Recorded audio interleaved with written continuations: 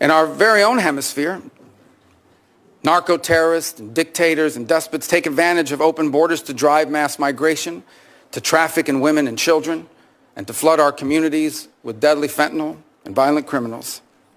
In Moscow, in Tehran, in Pyongyang, dictators, rogue states now sow chaos and instability and align with and they fund radical terror groups.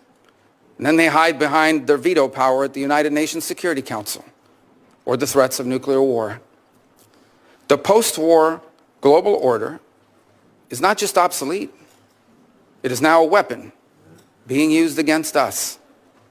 And all this has led to a moment in which we must now confront the single greatest risk of geopolitical instability and of generational global crisis in the lifetime of anyone alive and in this room today.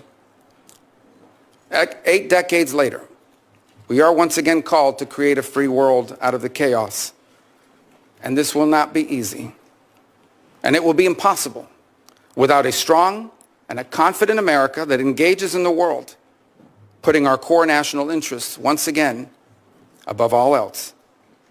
Just 4 years ago, I believe we began to see the outlines and the beginnings of what that would look like. During President Trump's first term, American strength was a deterrent to our adversaries, and it gave us leverage in diplomacy. There were no new wars.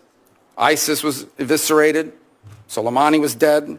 The historic Abraham Accords were born, and Americans were safer as a result. Now, President Trump returns to office with an unmistakable mandate from the voters. They want a strong America engaged in the world, but guided by a clear objective to promote peace abroad and security and prosperity here at home. That is the promise that President Trump was elected to keep. And if I am confirmed, keeping that promise will be the core mission of the United States Department of State. Now, tragically, horrifying atrocities and unimaginable human suffering can be found on virtually every continent. And I am certain that today I will be asked about the array of programs and the activities the Department of State carries out to address them.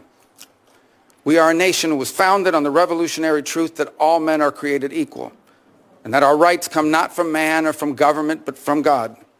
And so we will never be indifferent to the suffering of our fellow man. But ultimately, under President Trump, the top priority of the United States Department of State will be the United States. The direction he has given for the conduct of our foreign policy is clear. Every dollar we spend, every program we fund, every policy we pursue must be justified